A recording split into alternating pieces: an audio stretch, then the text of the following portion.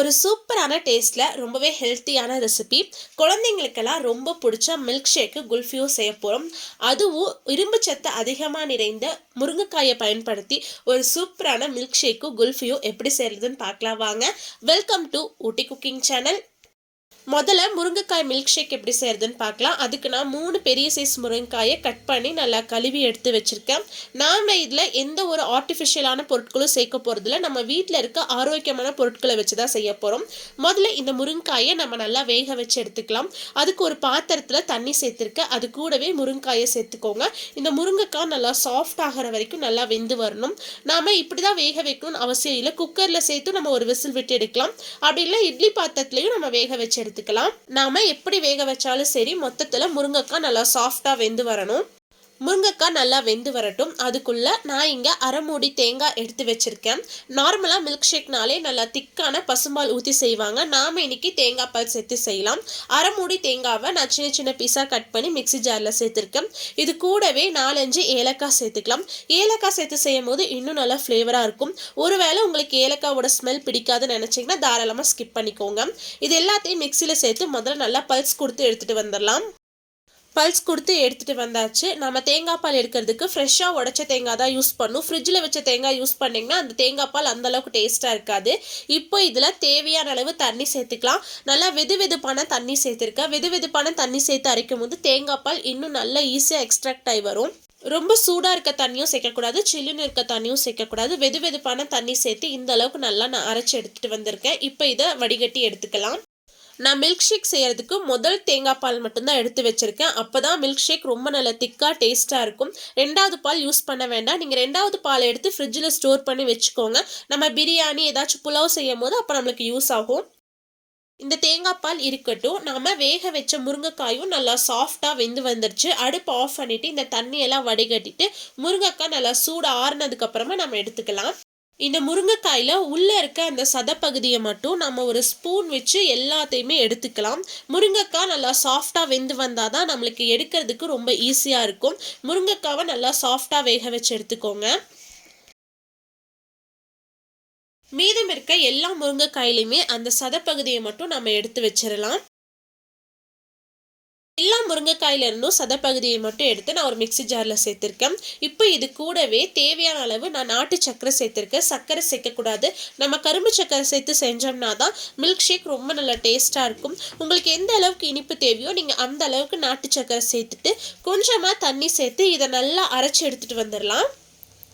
அரைச்சி எடுத்து முருங்கைக்காயையும் நாட்டு சர்க்கரையும் வேற ஒரு பாத்திரத்தில் நான் மாற்றி எடுத்திருக்கேன். இது கூடவே நாம் எடுத்து வச்சுருந்த தேங்காய் பாலை சேர்த்துக்கலாம். தேங்காய் பால் சேர்த்துட்டு ஒரு விஸ்கு வச்சு ஒரு 5 நிமிஷம் நம்ம நல்லா பீட் பண்ணி எடுக்கணும். அப்போ தான் நம்ம அரைச்சி சேர்த்து அந்த முருங்கைக்காய் கரும்பு சர்க்கரையோட இந்த தேங்காய் பால் ரொம்ப நல்லா மிக்ஸ் ஆகி வரும். நல்லா திக்கான தேங்காய் பால் சேர்த்து செஞ்சோம்னா தான் மில்க் ஷேக்கு ரொம்ப நல்லா டேஸ்ட்டாக இருக்கும். இந்த மில்க் ஷேக் ரொம்ப டேஸ்ட்டாக இருக்கிறதுக்கு காரணம் தேங்காய் பாலும் நம்ம சேர்க்குற நாட்டு சர்க்கரையும் தான். 2வது பால் எடுத்து சேர்த்திங்கன்னா அந்த அளவுக்கு மில்க் ஷேக் டேஸ்ட்டாக இருக்காது. நல்லா திக்கான தேங்காய் பால் யூஸ் பண்ணுங்கள். அதே மாதிரி சர்க்கரை சேர்க்காம நாட்டு சர்க்கரை சேர்த்து செஞ்சு பாருங்கள். அந்த டேஸ்ட் வேற லெவலில் இருக்கும்.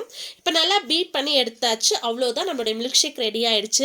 ஒரு கிளாஸ் டம்ளரில் நான் ஓரங்களில் சும்மா லைட்டாக டெக்கரேட் பண்ணி எடுக்கிறேன். அந்த சாக்லேட் சிரப் யூஸ் பண்ணி லைட்டாக டெக்கரேட் பண்ணி எடுத்துக்கலாம். இப்போ குழந்தைங்க கொஞ்சம் ஆசையாக குடிப்பாங்க.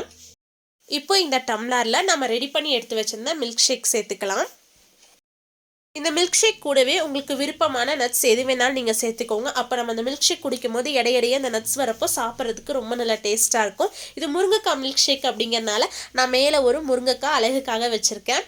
அவ்வளோதான், ரொம்பவே சூப்பரான டேஸ்ட்டில் நம்மளுடைய முருங்கைக்காய் மில்க் ஷேக் ரெடி ஆகிடுச்சு. இதை சில்லுன்னு தான் குடிக்கணும்னு அவசியம் இல்லை. நீங்கள் அடுப்பில் லைட்டாக சூடு பண்ணி கூட நீங்கள் குடிக்கலாம். ரொம்ப நல்லா டேஸ்ட்டாக இருக்கும். அடுத்தது இந்த மில்க் ஷேக்கை பயன்படுத்தி ஒரு சூப்பரான முருங்கைக்காய் குல்ஃபி எப்படி செய்கிறதுன்னு பார்க்கலாம். நாம் செஞ்சு வச்ச மில்க் ஷேக்கை ஒரு அடிகனமான பாத்திரத்தில் சேர்த்துருக்கேன். இது கூடவே 1 டேபிள் ஸ்பூன் அளவுக்கு கார்ன்ஃப்ளவர் மாவு சேர்த்துக்கலாம். இது கூடவே தேவையான அளவு நட்ஸ் சேர்த்துக்கோங்க. நீங்கள் எந்த நட்ஸ் வேணாலும் சேர்த்துக்கலாம். உங்களுக்கு விருப்பம் இருந்தால் நீங்கள் சேர்த்துக்கோங்க. அடுப்பை நான் இன்னும் பற்ற வைக்கல, அடுப்பு ஆஃபில் தான் இருக்குது. அதுக்கு முன்னாடி நம்ம ஒரு விஸ்க் வச்சு அந்த கார்ன்ஃப்ளவர் மாவை நல்லா கலந்து விட்டுணும். எந்த ஒரு கட்டியும் இல்லாமல் நல்லா கலந்து எடுத்ததுக்கப்புறமா நம்ம அடுப்பை ஆன் பண்ணிவிட்டு மீடியம் ஃப்ளேமில் வச்சு நம்ம கலந்து விட்டுட்டே இருக்கணும். அப்போ தான் கட்டி எதுவும் வராது. அடுப்பை ஹை ஃப்ளேமில் வச்சிங்கன்னா நம்ம கார்ன்ஃப்ளவர் மாவு சேர்த்தனால சீக்கிரமாக அடி பிடிச்சிரும். ஒரு மிதமான சூட்டில் வச்சு கலந்து விட்டுட்டே இருங்க. லைட்டாக சூடு ஏறும் போதே நம்மளோட மில்க் ஷேக் வந்து ரொம்ப சீக்கிரமாக கெட்டியாகி வந்துடும். ஓரளவுக்கு லைட்டாக திக்கான கன்சிஸ்டன்சி வந்தாலுமே நம்ம அடுப்பு ஆஃப் பண்ணிடலாம். இப்போ ஓரளவுக்கு லைட்டாக திக்காகி வந்திருக்கு. இப்போ நம்ம அடுப்பு ஆஃப் பண்ணி இதை எடுத்து வச்சிடலாம். இது கம்ப்ளீட்டாக சூடு ஆறி வரட்டும். நான் இங்கே ஐஸ் மோல்டு எடுத்து வச்சுருக்கேன். ஐஸ் மோல்டு தான் செய்யணும்னு அவசியம் இல்லை. நம்ம வீட்டில் நார்மலாக இருக்க டம்ளர்லேயே செஞ்சு எடுக்கலாம். இது கம்ப்ளீட்டாக சூடு ஆறி வந்ததுக்கு அப்புறமா ஒவ்வொரு மோல்ட்லையும் நம்ம சேர்த்துக்கலாம். எல்லா மோட்லேயுமே சேர்த்ததுக்கு அப்புறமா மூடி வச்சுருங்க. இது ஒரு ஓவர் நைட் ஃப்ரிட்ஜில் இருக்கணும். அப்போ தான் நல்லா செட் ஆகி வரும். நம்ம நாட்டு சக்கரை சேர்த்து செஞ்சனால அந்த குல்ஃபியோட கலர் வந்து சேம் அதே கலரில் இருக்கும்.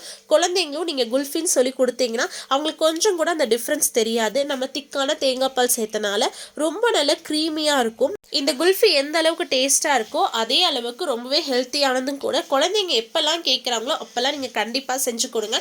இப்போ இதை நம்ம எடுத்துகிட்டு போய் ஃப்ரிட்ஜில் வச்சுட்டு வந்துடலாம். ஓவர் நைட் நான் ஃப்ரிட்ஜில் வச்சு எடுத்துகிட்டு வந்திருக்கேன். ஐஸ் எல்லாம் நல்லா செட் ஆகி வந்திருக்கு. இப்படியே நீங்கள் வெளியில் எடுத்திங்கன்னா நம்மளுக்கு கரெக்டாக வராது, உடஞ்சிடும்.